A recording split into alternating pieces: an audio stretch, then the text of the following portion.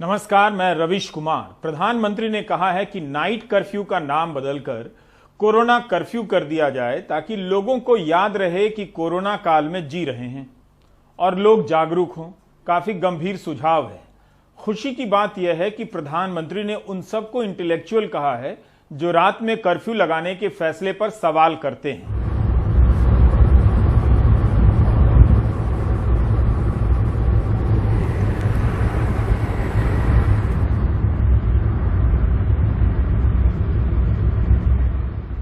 अच्छा होगा कि हम कोरोना कर्फ्यू रात को 9 बजे शुरू करें या रात को 10 बजे शुरू करें और सुबह 5-6 बजे तक चलाएं ताकि बाकी व्यवस्थाओं को प्रभाव ज्यादा न हो। और इसलिए उसको कोरोना कर्फ्यू के नाम से ही प्रचलित करें। और कोरोना कर्फ्यू एक प्रकार से लोगों को एजुकेट करने के लिए काम आ रहा है, अवेयरनेस के लिए काम आ रहा है।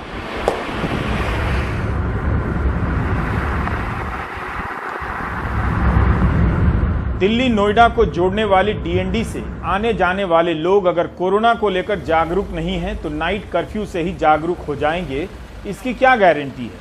अगर यही कारगर प्रयास है तो पूरे भारत में 1.25 लाख केस आने के बाद ही क्यों फैसला किया गया? पहले भी हो सकता था। इन खाली सड़कों पर जो सन्नाटा पसरा है वो जागरूकता की कहानी नहीं कहती है। उस आर्थिक तबाही की आहट है जो साल भर पहले तालाबंदी के फैसले से आई थी।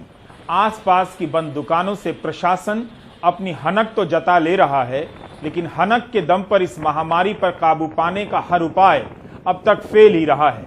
जनता को बदले में परेशानी जरूर मिली है। नाइट कर्फ्यू जब दिन में सारे दिन भर काम कर रहा है आदमी, नाइट में जा रहा है तो उसमें नाइट में तो वैसे बंदा कोई कम हो जाता है।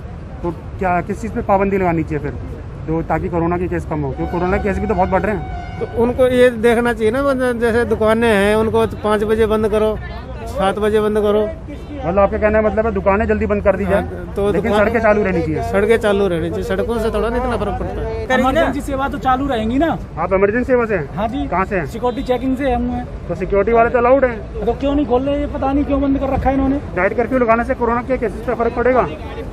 चुनाव में तो पड़ नहीं रहा, यहाँ कहाँ से पड़ जाएगा? चुनाव में तो सब कुछ हो रहा है, यहाँ पे मतलब ये नाइट कर्फ्यू लगाने से कोरोना कम हो जाएगा? कुछ ना होने, ऐसा तो नहीं होना है। या जहाँ चुनाव है वहाँ पे कर्फ्यू नहीं लगा है। जहाँ पे चुनाव हुआ है वहाँ पे कर्फ्यू नहीं लगा रखे। हाँ ये बात भी है, वहाँ कर्फ्यू नहीं है। क्यों नहीं है? इसका भी कुछ रीजन हो चाहिए। जहाँ पे अननेसेसरी एग्रीगेशन है वहाँ पे या नॉट कंपलसरी अवॉइडेबल एग्रीगेशन है उसे बंद कर दिया जाए।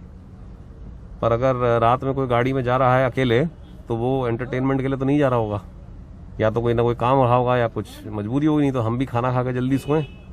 ये कोई एंटरटेनमेंट का सोर्स तो है नहीं कि रात में अकेले हम कहीं जा रहे हैं। जनता कर्फ्यू से परेशान है।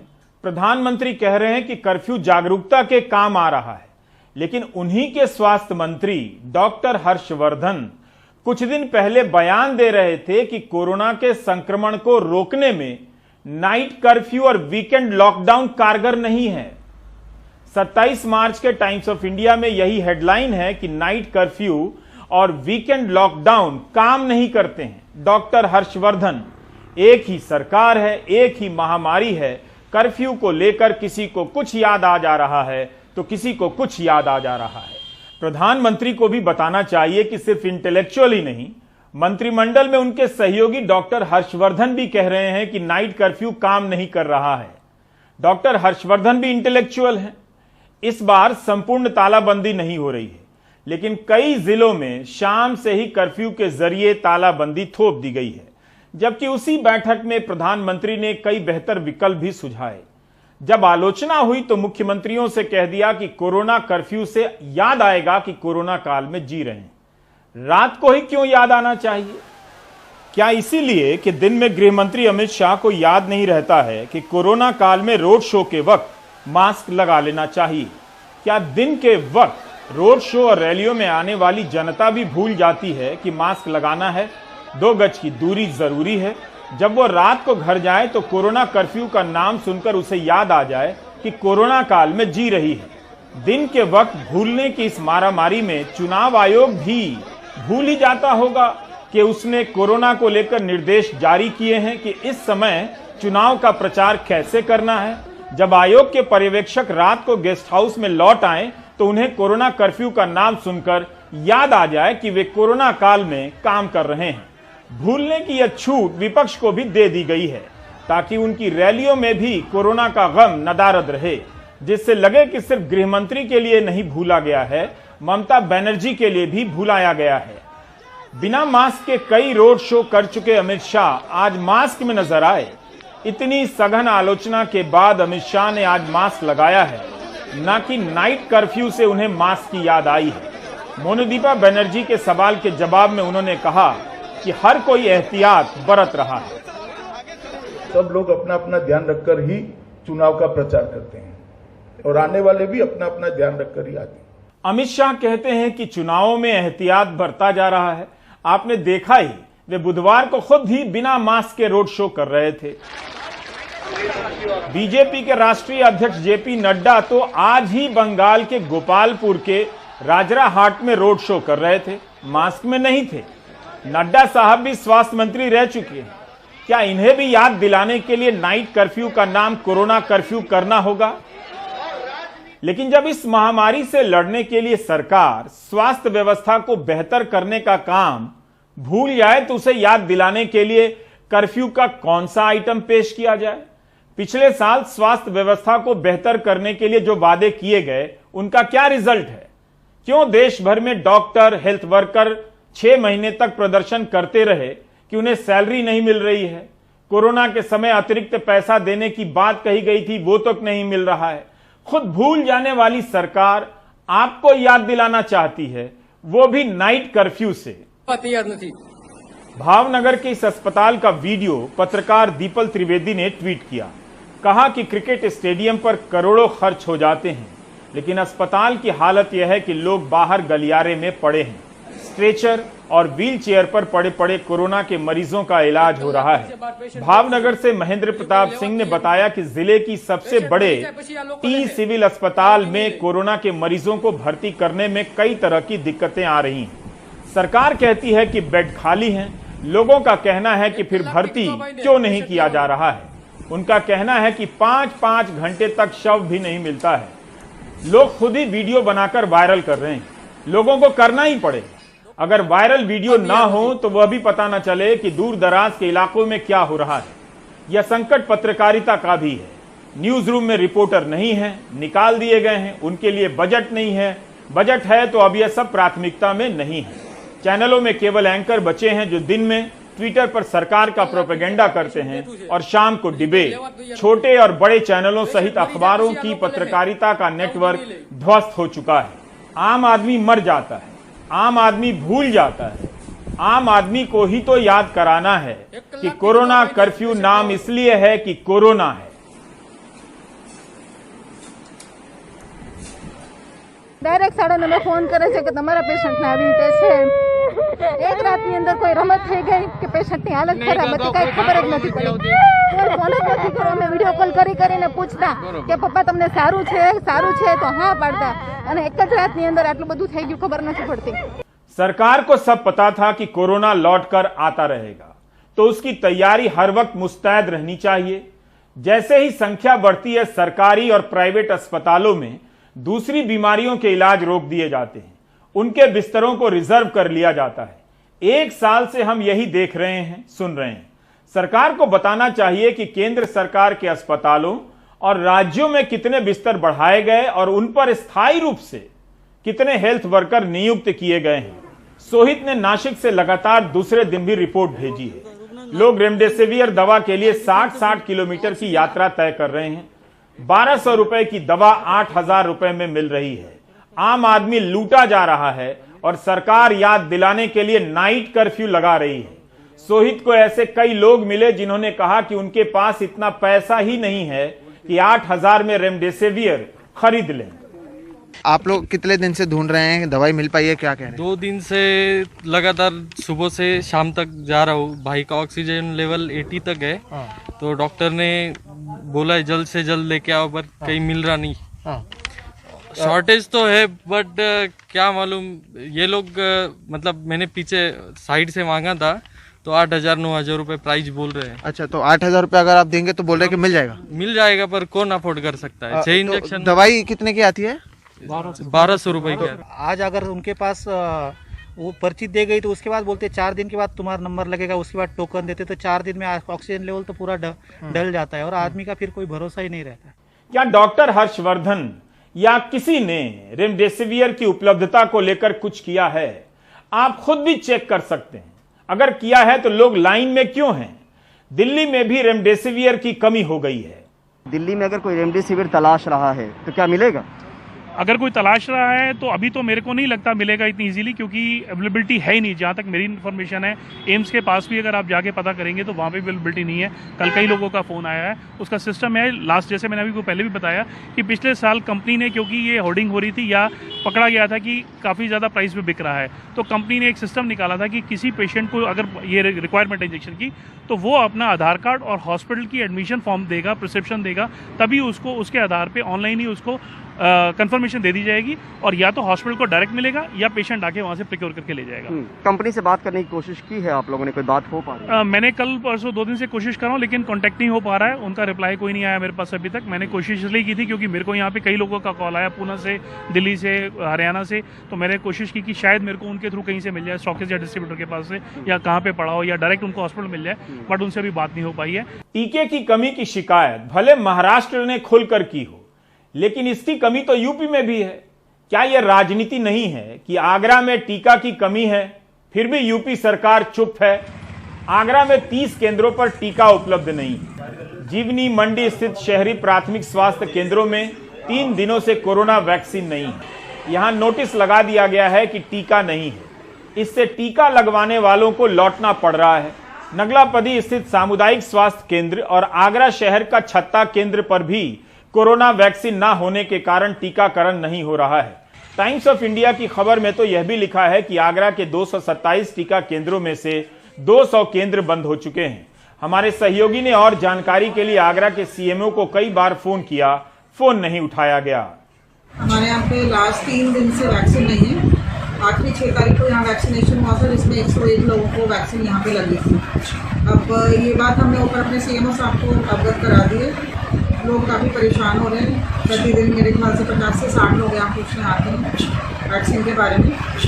तो जैसे ही हम लोग को सूचना मिलती थी वैक्सीन आ जाएगी, तो पुनः फिर से वैक्सीनेशन यहाँ पे शुरू होता है। 8 अप्रैल के प्राइम टाइम में रविश रंजन ने बताया था कि गाजियाबाद में भी कई प्राइवेट अस्पतालों के पास टीका उपलब्ध नहीं है।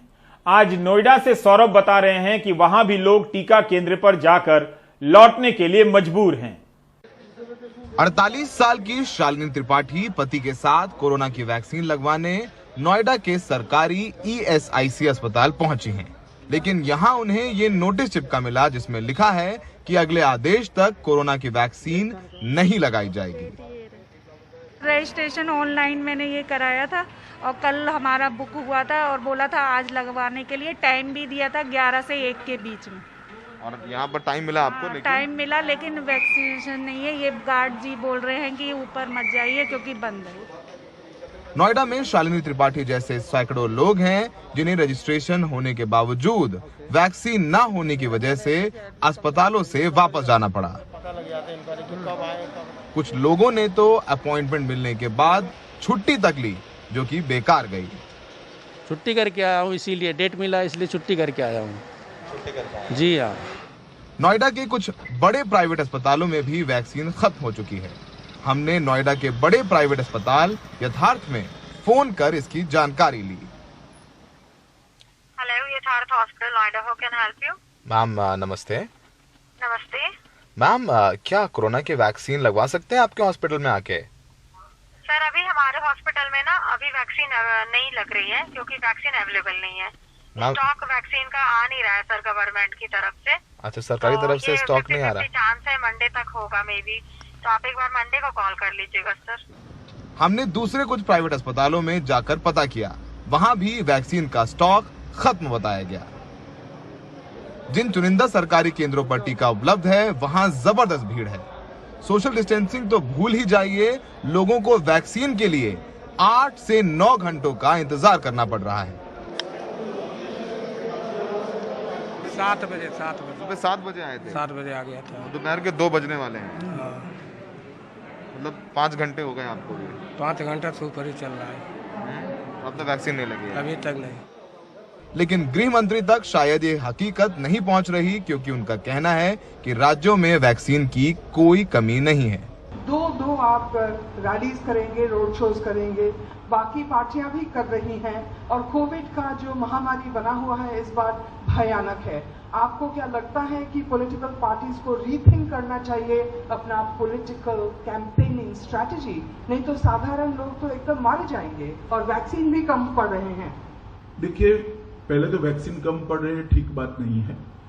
सब राज्यों में वैक्सीन उपलब्ध कराए गए हैं और जितना चाहिए उतना उपलब्ध हो रहा है। यही हालत उत्तर प्रदेश के गाजियाबाद समेत दूसरे अस्पतालों के भी हैं।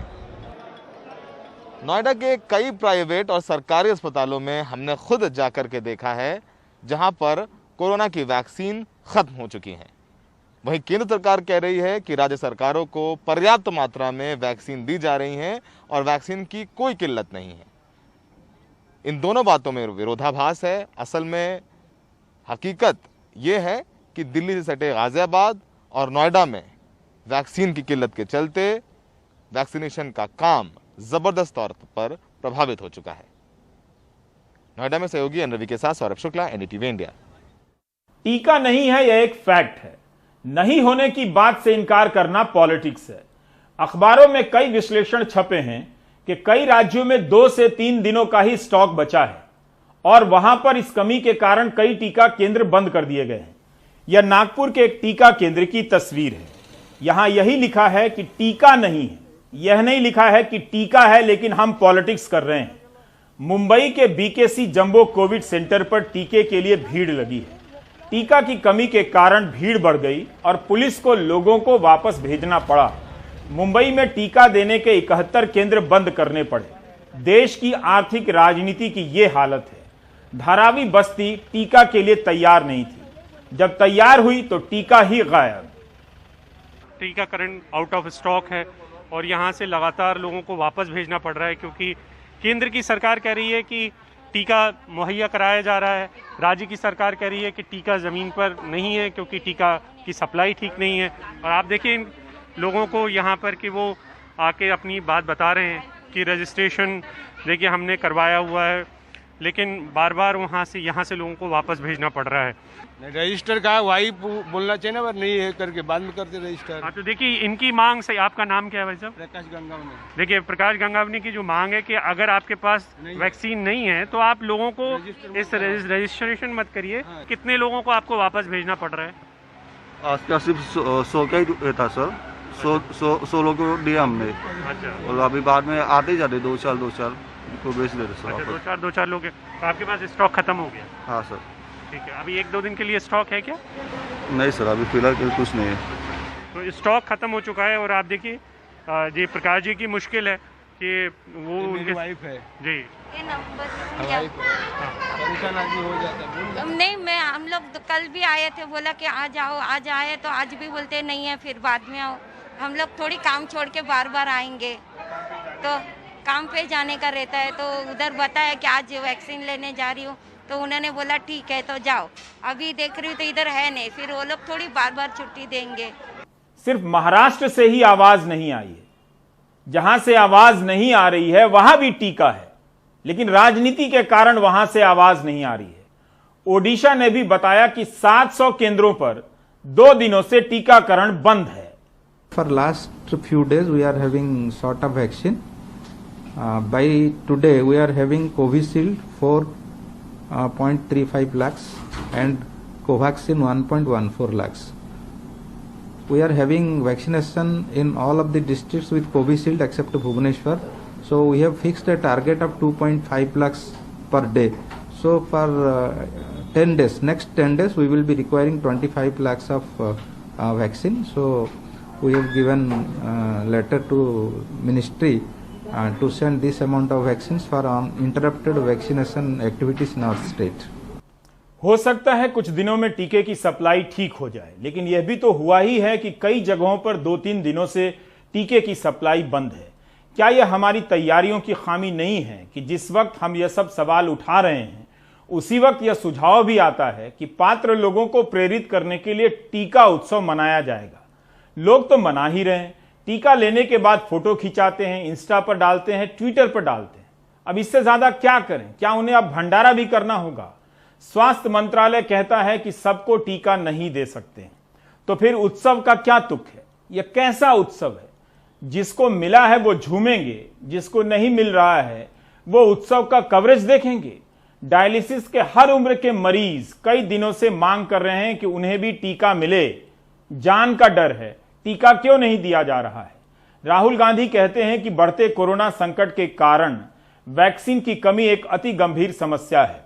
उत्सव नहीं, अपने देशवासियों को खतरे में डालकर वैक्सीन एक्सपोर्ट क्या सही है? केंद्र सरकार सभी राज्यों को बिना पक्षपात मदद करे। हम सबको मिलकर इस महामारी को हराना है। स्वास्थ्य मंत्री कहते हैं कि 9 करोड़ से अधिक लोगों को टीका दिया जा चुका है।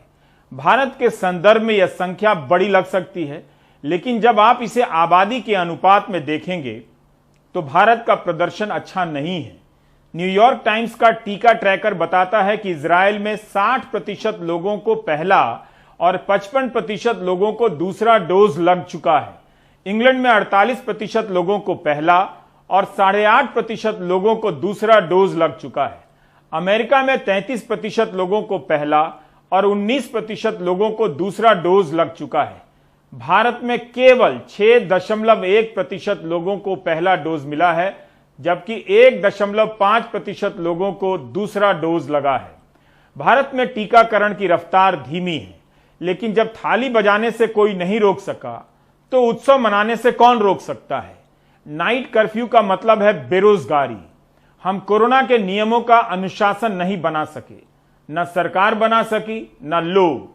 नाइट कर्फ्यू से केवल कोरोना की याद नहीं आती है, तबाही की भी याद आती है। इस पोस्टर पर लिखा है केटरर दूसरे किसान हैं। अच्छी बात है कि केटरिंग से जुड़े लोग समझ रहे हैं कि किसानों के साथ क्या हुआ है और उनके साथ वही हो रहा है। पिछले साल तालाबंदी और इस साल नाइट कर्फ्यू के फैसले ने इस सेक्टर को बर्बादी के कगार पर पहुंचा दिया है। इससे जुड़े लाखों लोगों का क्या होगा उसकी चिंता किसी को नहीं है। प्रधानमंत्री कर्फ्यू को सही बताने के लिए दुनिया का उदाहरण देते हैं, लेकिन अमेरिका का यह उदाहरण नहीं देते हैं कि वहां महामारी के दौर में आम लोगों के खाते में अब तक $3000 से अधिक की रकम सरकार की तरफ से दी गई है। उन्हें भी दी गई है जो नौकरी में हैं। जो बेरोजगार हुए हैं उन्हें कहीं $250 मिल रहा है तो किसी राज्य में $400 प्रति हफ्ते दिए जा रहे हैं। लेकिन ये लोग, अपने केटरिंग सेक्टर के लोग कहां जाएंगे, क्या करेंगे, किसी को याद नहीं। हमारी केटरिंग से करीब 12 से 12.5 लाख लोगों को रोजगार मिलता है। पिछले 1 साल से हमने अपने कर्मचारियों को घर बैठे वेतन दिया है। अब जब हमारे काम करने की उम्मीद अप्रैल और मई में हमें नजर आ रही है, वो नाइट कर्फ्यू ने बंद कर दी है। 12 से 12.5 लाख लोग रोड पे आ गए हैं, उनका परिवार रोड पे आ गया है। हमारी हॉस्पिटैलिटी ट्रेड के लिए सरकार ने अभी तक कोई एमएसएमई लोन नहीं दिए हैं। कोई हमें किसी तरह की उम्मीद दूर दूर तक दिख नहीं रही है। मैं माननीय प्रधानमंत्री और दिल्ली के मुख्यमंत्री से हाथ जोड़ के निवेदन करता हूं कि नाइट कर्फ्यू को हटाएं और हमारी मदद करें। यह सही है कि कर्फ्यू का फैसला लिया गया तो कई जगहों पर सभी प्रकार के धार्मिक स्थलों को भी बंद कर दिया गया। फिर इसी देश में हरिद्वार में अर्धकुंभ भी हो रहा है, जहां लाखों लोग जुटने वाले हैं। वही गोदी मीडिया जो पिछले साल तबलीग जमात के कार्यक्रम को कोरोना के प्रसार और आतंक से जोड़ रहा था, क्या सवाल करेगा कि कुंभ को लेकर क्या तैयारी है? क्या आपको एहसास है, याद है कि पिछले साल तबलीग को लेकर आप टीवी पर क्या देख रहे थे और घर में बच्चों से क्या बातें कर रहे थे, उन्हें क्या सिखा रहे थे? 1 साल हो गया। इस देश में कोरोना के समय में परीक्षा को लेकर कोई नीति नहीं है। महाराष्ट्र से एमबीबीएस के छात्र लिख रहे हैं कि कोरोना फैल रहा है, कैसे परीक्षा देंगे। दूसरी परीक्षाओं के छात्र भी लिख रहे हैं। इसी तरह की शिकायतें दूसरे राज्यों से भी आ रही हैं। वहीं छात्रों का एक बड़ा वर्ग चाहता है कि स्कूल, कॉलेज, कोचिंग सेंटर क्यों बंद किए जा रहे हैं। बिहार में छात्र पत्थर चला रहे हैं। झारखंड में भी छात्र कोचिंग बंद करने के फैसले से नाराज हैं कि उनका करियर बर्बाद हो जाएगा। इन फैसलों पर क्यों नहीं ढंग से विचार किया जाता है? प्रियंका गांधी ने ट्वीट किया है कि कोरोना के समय सीबीएसई की परीक्षा हो रही है। सरकार को इस पर विचार करना चाहिए। यह दिव्य भास्कर के प्रणय शाह की तस्वीर है, वडोदरा के एसएसजी अस्पताल की। यह पिता पीपीई किट में अपनी गोद में बच्चे को लेकर बैठे हैं। बच्चे को कोरोना हो गया है। क्या यह तस्वीर कोरोना की याद दिलाने के लिए काफी नहीं है? आपको वाकई लगता है कि इसे देखने के बाद नाइट कर्फ्यू को कोरोना कर्फ्यू कहने जैसी तुकबंदी का कोई तुक है? अगर आपको लगता है कि देश में टीका उत्सव मनाया जाना चाहिए, तो इसका मतलब है आपको अब किसी टीके की जरूरत नहीं है। विवेक का कोई टीका नहीं होता है। ब्रेक ले लीजिए।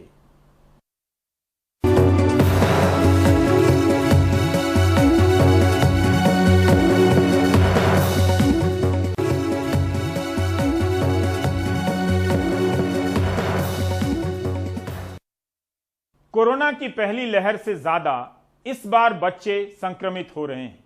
मुंबई के तमाम बड़े अस्पताल बताते हैं कि इस बार बच्चों में कोविड का असर और लक्षण बहुत ज्यादा है। उन्हें भी आईसीयू की जरूरत पड़ रही है। पूजा की ये रिपोर्ट। मुंबई की 17 साल की ये बच्ची एक हफ्ते से कोरोना पॉजिटिव है। घर में माँ, पिता, बहन सहित 6 लोग संक्रमित हैं। गंध और स्वाद गायब है। कुछ दिन बुखार भी रहा। मुझे फीवर था and then now I can't smell and taste. सिर्फ दवाई अभी चालू है बस, और अडल्ट्स का टेस्ट जाता है, पर मेरा भी गया है तो अभी किड्स में भी हो गया है। मुंबई में बीते 10 दिनों में 9 साल तक के 1229 बच्चे संक्रमित हुए हैं। वहीं 10 से 19 साल के 3916 किशोर कोरोना की चपेट में आए हैं। बीएमसी का ये डैशबोर्ड बताता है कि पीडियाट्रिक आईसीयू में अभी 16 बच्चे भर्ती हैं। 13 मार्च को ये संख्या 8 थी। चिल्ड्रन हॉस्पिटल के क्रिटिकल केयर के प्रमुख डॉक्टर अमीश बोरा बताते हैं कि इस बार बच्चों के लंग्स पर वायरस ज्यादा असर दिखा रहा है। कुछ को आईसीयू की भी जरूरत पड़ रही है। नियरली 80 to 90% लोग घर पे इलाज से अच्छे हो जा रहे हैं। 10% लोग को हॉस्पिटल लग रहा है और बहुत कम लोग को आईसीयू जा रहे हैं। हाँ, आईसीयू में बच्चे लोग हैं, जो बच्चे लोग जिनके फेफड़े एकदम अफेक्टेड है।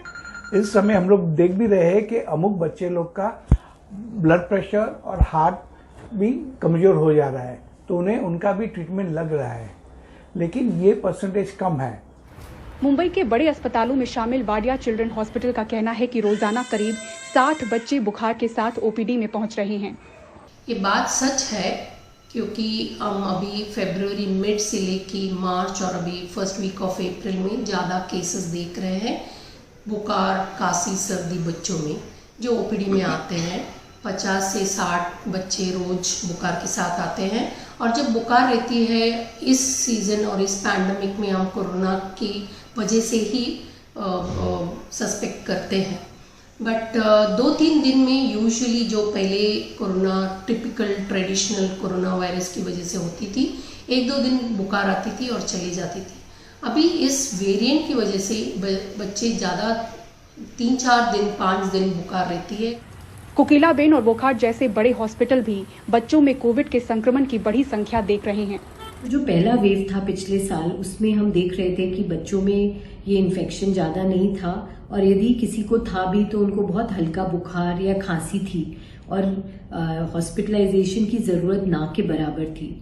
जबकि इस समय इस वेव में बच्चों को इन्फेक्शन भी ज़्यादा हो रहा है और उनको सिम्टम्स भी ज़्यादा है, जैसे बुखार, खांसी 2 या 3 दिन तक रह सकता है। पिछले 1 महीने में हमारे यहाँ पे पीडियाट्रिक कोविड के केसेस बढ़ गए हैं।